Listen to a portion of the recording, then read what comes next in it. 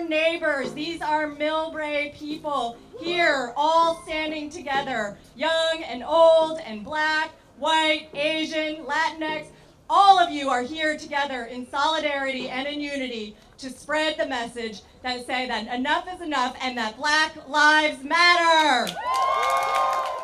For far too long, African Americans have had different experiences with policing that those from other backgrounds could not comprehend. In November 2019, the Millbrae City Council joined the United Against Hate movement, reaffirming our commitment to stand against racism, bigotry, and intolerance.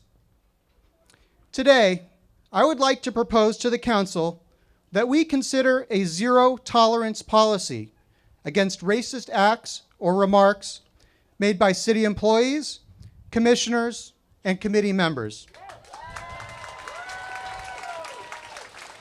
That behavior has no place in our community. Let us have these difficult, perhaps uncomfortable discussions about systemic racism and police use of force policy. Let us work to build a deeper trust and accountability in law enforcement and strive to guarantee everyone equal protection of constitutional and human rights. I want to live in a world where black people aren't crushed and killed under the knee of the law, where we're not passed up for jobs because of our names, where we are truly equal. This is Martin Luther King's dream. He once said, "In the end, we remember not the words of our enemies, but the silence of our friends." We have to be the people in the world we want to live in, not the one we live in now. Be active. When you hear the N-word out of someone's ignorant mouth, tell them not to say it. Be active. You see a black man walking in your neighborhood, don't call the cops. And if you see him pinned down by cops, demand to know what is going on as a citizen and see to it that they are making lawful choices. Be active. Choose to be active and be the people in the world that we all want to live in. What has America failed to hear? It has failed to understand institutionalized racism runs throughout many professions. We all know many wonderful police officers, but we also know we have an issue with how law enforcement is clouded by instances of police brutality, silence amongst the fellow officers, and a lack of trust in so many communities of color.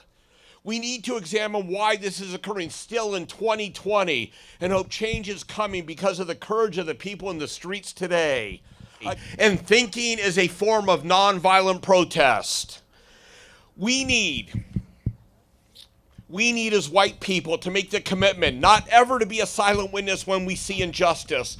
We must speak out so people know they don't stand alone, that we are also here for each other and literally look at each other as brothers and sisters, because that is truly who we are.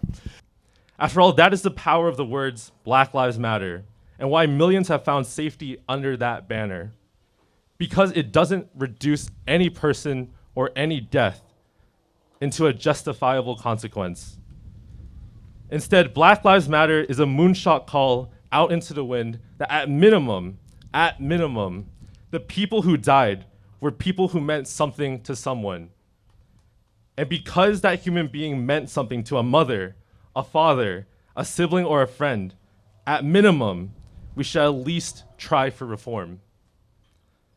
If we want to talk about justice, this seems a lot closer to justice than anything we've seen before. I am only an ally, and today, our role as allies is to amplify Black voices. We say all lives matter, but do we really mean it?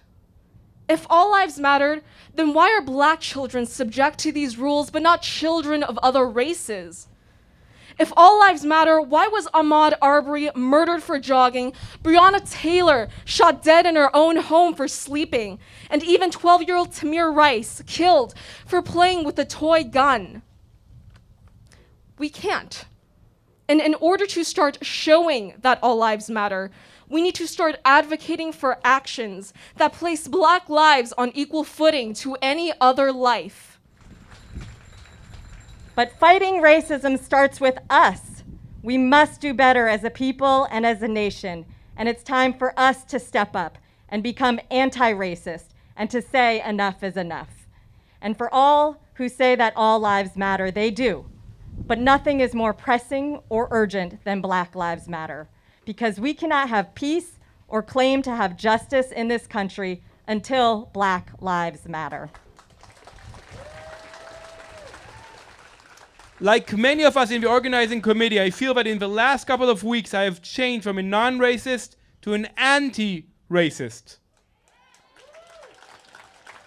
For me, this means that while I have tried to treat everyone as equal, no matter their origin, nationality, gender, or religion, I have done so privately. I have not acted out on injustices, and I have not publicly expressed my disgust from a state of affairs in which the greatest nation on earth still carries with it vestiges of its racist past over 150 years after the abolition of slavery. But now, I realize that I and we all must act.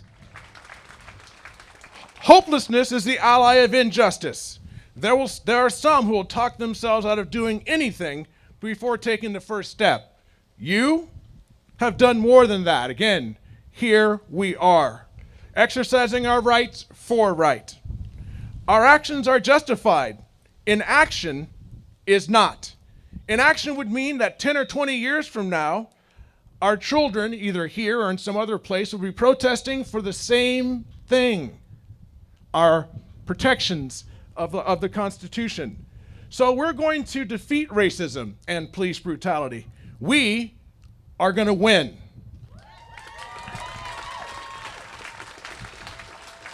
We will win as we work for change by educating ourselves about systemic racism and police brutality, as we remain open and aware of the uncomfortable feelings that are part of facing these realities. We will win as we initiate conversations with our various audiences and have the moral courage to take small steps regularly to be a part of groups that meet the standards of inclusivity and equity.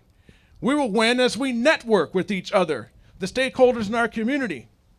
We must set new norms that are anti-racist, that demand accountability from elected officials, educators, and our community of police. So in many ways, this Black Lives Matter protest standing up to systemic racism and police brutality punctuates the beginning of a journey for us, a change towards better, a willingness to admit that while comfort has its place, in many ways, comfort is the enemy of meaningful progress. Together, we must work for change, we must initiate conversations, and we must network with one another. Together, we can and we will win. Thank you.